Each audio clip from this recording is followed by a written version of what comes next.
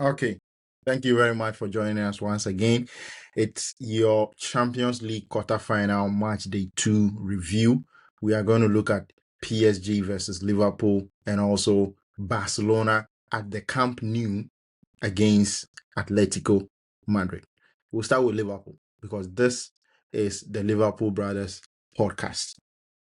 For the Liverpool game, I think, Stana, you didn't get enough glimpse of the game because you were watching the Barca game at work for your work. So you had to watch that game. So I'm just going to briefly give my thoughts on the game because I watched the full 90 minutes of the Liverpool versus PSG.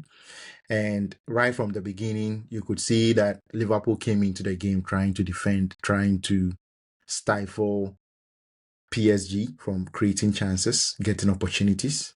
It worked to some extent in the first 6 to 7 minutes. But after that, PSG found their way. They started creating chances. They started getting into our penalty area and making threats, basically, to try and get the goal. In the 11th minute, the goal came from Desiree Doué. It was a deflection of Virgil van Dijk. He had 3 players surrounding him on the left-hand side of Liverpool's penalty area. He shot the ball. You would have thought there wasn't enough space for the ball to get through, but it did get through because we weren't able to close him down well enough, even though we had players around him. So that was that. After that, there was a big chance for Kvaratskhelia. He had the opportunity. He shot the ball to the right corner of Mamardashvili, but he went down very quickly and saved that shot. That was the goal. Also, when you look at the goal that we conceded, some people may fault Georgi Mamardashvili for conceding such a goal because it almost looks as if he came forward, he was too far off his line, and so after the deflection, the ball went straight over him. Right, so he stretched his hand. It wasn't to either his left or his right. It was straight above him. But once the ball went over him, it dipped, the ball dipped under the bar, right? So that was how come we conceded that first goal. But for the rest of that first half, Liverpool didn't create anything. We failed to really manufacture a chance, even though we had opportunities to try and counter. But I think the main problem we faced was the fact that there were no forward runs. The forward runs were absent. So we win the ball back from PSG. We give the ball to Ekitike or Vets or Soboslai. They were the front 3 because we played a 5-back, 2 midfield, and 3 up front. And once we won the ball back, gave it to either one of the front 3. They couldn't really find the forward pass because there was no runs ahead of them. There were absolutely no runs. So Ekitike was losing the ball anyhow. I've seen people complaining online that he should have been taken off very early. Soboslai as well, he was also losing the ball so easily at times. And that is because the plan wasn't good enough. The plan was always to defend. You can easily understand that. But the plan going forward wasn't very clear to we watching the game and also to the players on the field. They didn't know what to do with the ball. I compare the plan going forward today to what Madrid did yesterday against Bayern. And you could see that for Madrid, the plan was clear. Win the ball, 1-2 passes, get the ball to Vinny, and let's go. We didn't have that. We didn't have such a plan. We were too slow, and there were no forward runs basically. So that is why they kept winning the ball back. PSG, they kept winning the ball back whenever they lost it, and they lost some of it in dangerous areas that we should have taken advantage of, but we didn't. The second half started the same way. Hugo Ekitike got a shot off in that first 5 minutes of the second half, but it was way wide from the left hand corner of the penalty area, but it was nowhere near the goal. Liverpool were using a lot more set pieces, trying to rely on long throws and all that. And that is something we all thought that Arne Slot hated. But today he was the he was the villain in terms Yeah. of trying to use what we call gimmicks and negative tactics, basically. And it was very pathetic to watch. Basically, the whole game was But I very wanted to very ask you a pathetic to question. watch. Yeah, Um, looking at the way he set up, looking at the way he set up and how the game went, it looks as if he was trying to limit the amount of chances that the PSG side would create against us. So limiting them and then probably trying to nick a goal somewhere along the lines, pick our moments. But it looks as if even though he tried to fight our backline, that is the reason why he played the five to have numbers in defense to limit spaces. Um, so that they can't cut through us. They probably have to go through the wide areas, which didn't really work. Why didn't he change something in the second half? Because I'm looking at the stats here, I'm looking at shots on target, and it looks like exactly what happened in the first half. It repeated again in the second half. So going into the halftime break, what did this manager learn from the first half? So what did he tell the boys at halftime? This is something that I just can't understand. Why didn't something change, even just a little bit, for the second half? yeah. The second half, nothing was different in that second half. They basically came into the second half trying to do the same thing, but maybe trying to be a bit better on the ball. I think that was what I saw in the first maybe 5 minutes of the second half. But after that, it died out. Trying to get better on the ball died out. But in terms of stifling them, the plan was the same. So I'm sure he might have told them, the manager might have told the boys more of the same in the first half. I'm very sure, knowing how Anna Slot speaks after games during the post-match press conferences, he would tell the boys that was an unlucky goal. It was unlucky, but it wasn't an unlucky goal. It was a goal that was always going to come because we were too deep. Yeah. If you are too deep and you don't carry a threat going forward, then you risk getting beat by a deflected goal. That is just Yeah. how the game is. It is a risk that you take. So if it happens, you can't come and tell me it was an unlucky goal. So I'm sure he told them it was unlucky. They should do more of the same in the second half, but try to be better on the ball. I think that was the message at halftime.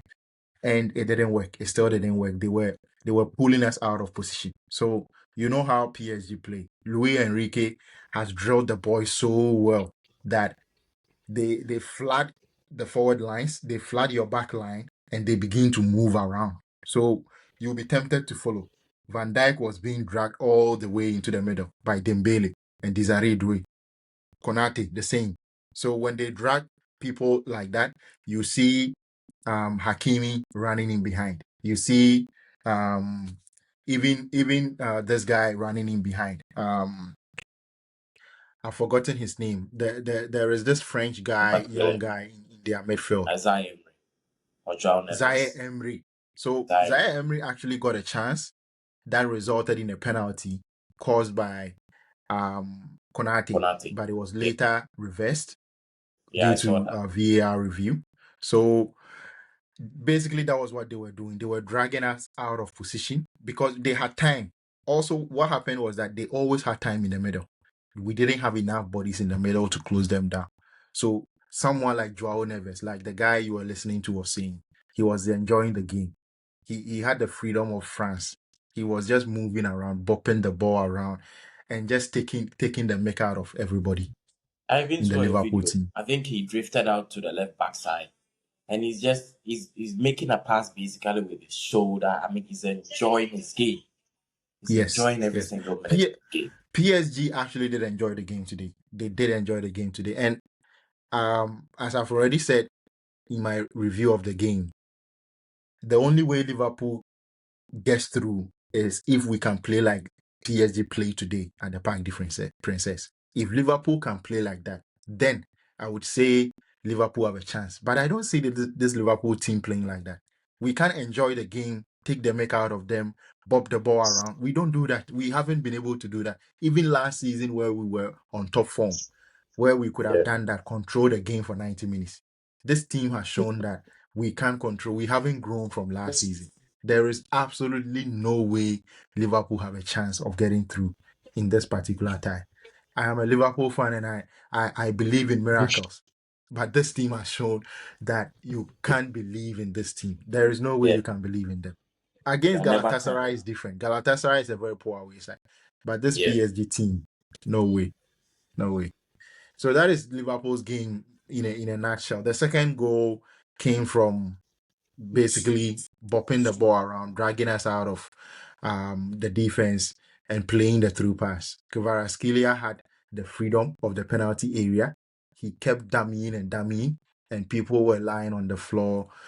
Gravenberg was on his backside in the penalty area, and the goalkeeper was at the mercy of Kvaratskhelia. He just passed the ball into the net because he was already in the 6-yard box. It was almost like a tapping. So that was what happened. There was no threat from Liverpool. There was no chance we were going to get a goal in this particular game. So for me, this was worse than last season, where we got a smash and grab in that game. yeah. So enough of Liverpool. Let's look at the Barcelona versus Atletico Madrid game. It looks like there was fire in the camp. The camp was on There fire. was. It was burning. What happened? Yeah. Um. Yeah. Talking about the Barcelona game, it was a good game as well. I think I said before that. I thought Barcelona would have this game and have it all to play for, especially playing at home at the Camp Nou, where Atletico Madrid haven't won a game there since 2006. That's how far back. So under Diego Simeone, Atletico Madrid have never picked up a win against Barcelona at the Camp Nou. So going using that as a yardstick going into the game with Barcelona's form and how Barcelona beat them by 2-1 even at the Wanda Metropolitano last week. We all thought Barcelona would have this game and try and get Atletico Madrid get some goals over the line against Atletico Madrid. But Atletico Madrid started with so much intent right from the onset. And there's one criticism that I have leveled against Diego Simeone because I always thought his players were better than what he always set them out to play. So I always critique them to not to have that sort of brave. They should be braver on the ball. And that is what I saw. Because in the first 10-15 minutes, I saw Barcelona pressing. And I said before the game that if without Rafinha, they are playing they are playing Marcus Rashford, Lewandowski, and Lamine Yamal. These front three aren't pressing machines could usually go with the high line. When you play with the high line, there needs to be pressure on the ball. Else it's really, suicide. You'll be picked apart playing the high line without pressure on the ball. And these three guys up front aren't really the best when it comes to their defensive orientation and the kind of energy that you need and intensity that you need in the forward areas to be able to press these side. So I really thought he wouldn't go with Lewandowski as long as Rashford is on the pitch because that would be a minus in terms of the bodies behind the ball when they are trying to put pressure on the ball. But I think Fermin couldn't really start the game, and so he had no other option than to start Lewandowski. So started Lewandowski, so that meant that Barcelona could be in trouble. And then it also coincided with the bravery that Atletico Madrid was showing. Because even though in the first 10-15 minutes, Barcelona players were really pressing. You could see them pressing, but they still weren't able to win the ball back. Because as I've said, even though they were pressing, the pressing has to be so good because it's not just about press. You have to press the right way. It has to be coordinated. It has to be intense. And if you don't press the right way, it leaves gaps also in the middle of the pitch. And that is what happened because Atletico Madrid midfielders were so brave on the ball that even when Barcelona were pressing them, they calmed down, made sure if Barcelona were able to win the ball back, it's either it would be a foul, which they would gain an advantage and try and settle it and calm the game down before they progress. So that is how in the first 15 minutes they were able to calm the game down, not do any panic passes. If there's a pass in behind, it has to be the right one, not always trying to rush it. So again, that is how Atletico Madrid approached the game when they had the ball. Off the ball, Atletico Madrid knew that Barcelona always tried to outscore their opponents. So they would give chances away. So the one thing they needed to do is they needed to limit the amount of chances that Barcelona could create because they are playing away. So they need to be able to bring the game back home whilst the tie is still alive. So the best possible way is try and nick a goal, but try as much as possible not to concede a goal. And Barcelona's main point of creation was on the right-hand side with Lamine Yamal. So, and I think they watched the game yesterday when Michael Olise was touring about Kairas to shreds. So they doubled up on him. So at times you would think Ademola Lookman was playing as a left back because he had to team up with the one who was playing as a left back for Atletico Madrid and then double team Lamine Yamal. There were 2-3 players on him every single time he got the ball. Every single time. Needed to, because it's not just about Lamine Yamal carrying the ball and maybe cutting inside and shooting. He could do a Trivela pass. He could spot someone at the edge of the box. He could create from basically anywhere. So you need to limit the amount of time he can raise his head up and spot someone before he plays that ball. So they were Not always not on to him, cut couldn't give you, him that time.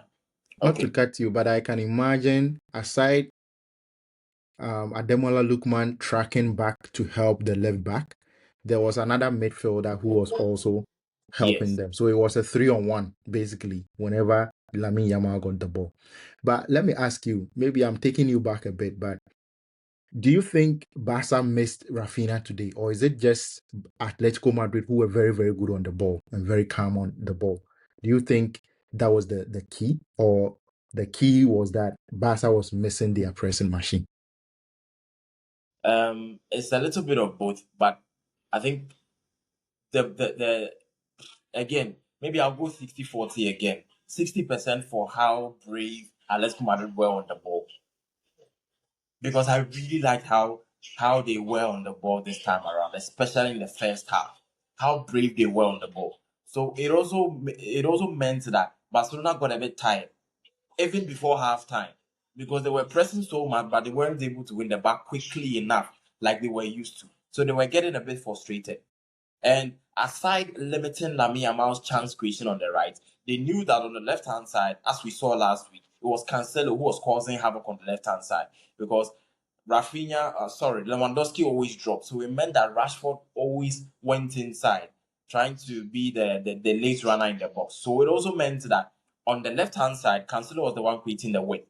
So you would also see Guillermo Simeone. You see how Guillermo Simeone plays his football just like his dad.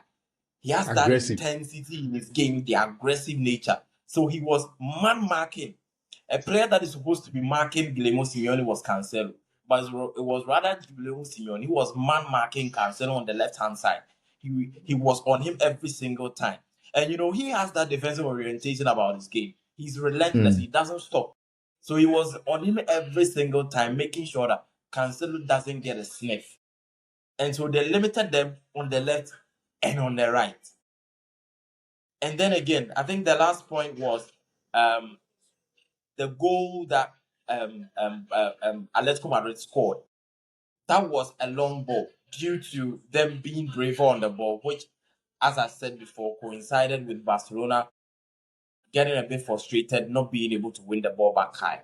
And so they played a long ball in behind, and then Pau Kubasi, as we've seen from over the years now, I think this is probably the fourth year in a row that Barcelona are playing a high, a high caliber stakes game, and then one of their defenders puts in a challenge that is of no usefulness, and then he gets a useless red card. This might be the most useless red card I've ever seen. Because this is the red card that they got. The red card is the last man challenge, so he's denying a clear goal scoring opportunity. And I, for one, just can't imagine why the referee doesn't give him a straight red card. He firstly gives him a yellow card before he goes to the VAR, and he's looking at the monitor for about 5 minutes. I don't know what he's checking.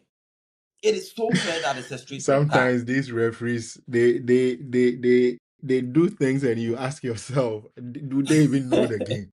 It was so clear, obvious. Yeah, It just was like you are so saying. clear that I it was a red card. So he gets the red immediately I card. saw it. I said, "This is a red card." Yeah, Immediately, there's no way yeah. you give a yellow card for this. Your And what first makes it reaction more should be red. useless is that after the red card, Julian Alvarez puts the ball on the spot for that free kick. And the free kick, Zlatan, who is a Barcelona fan, reminded everyone about Messi's free kick that he scored against Liverpool in 2019, that Messi would put this behind the back of the net. And then Julian Alvarez must have heard it and said, "No, I've trained with Messi before. I've learned a few tricks." Then he put it behind Juan Garcia for 1-0. And then that was just about it. After 1-0 and then the red card, the momentum shifted. in the second half, for about 20 minutes in the second half, Atletico Madrid hadn't touched the ball in the final third of Barcelona. They hadn't touched the ball, no shot on goal, no shot on target. In the second half alone, in 45 minutes, Atletico Madrid just played one shot on goal, one shot on target, and that's how they scored the second goal. One shot on goal, second goal scored, 2-0. So I think the second half, that 45 minutes, it is a perfect illustration of how Diego Simeone wanted to play the second half. And it panned out perfectly for him. Be solid, make sure they don't get an equalizer, try and nick another one on the counter. And that is exactly what happened. Brought on Soloth in the second half, and that is how Atletico Madrid got the second goal. So going into the next game in the return leg, Pedri was also substituted in the first leg. We are not really sure if it is because he got a yellow card or he has injury concern. So he might be a doubt for that game. Lamine Yamal tried to do his thing. He was dribbling a lot, dribbled so much, but it always ended up of being overcrowded. He dribbled one, dribbled two, dribbled three, but there will still be a fourth, fifth, and a sixth player. So he couldn't get through all of them. He was Always trying to the do all dribbling. of it all on his own, and that couldn't really work. Yeah, the dribbling almost like ended in a cul-de-sac. Always.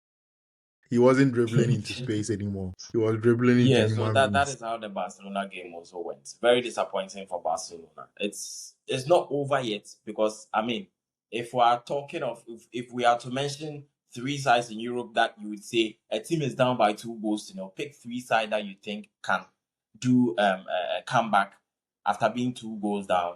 Most people might probably mention Barcelona as part of it. So that would probably suggest Barcelona are not out of it yet, but this is a very difficult task, a very difficult task. At the One Wanda that I don't Metropolitano. think, one that if Diego Simeone won't pull his handbrake again, like I saw him doing the Copa del Rey where he won 4-0, came in the second half and decided not to play football. He just wanted to qualify and considered 3.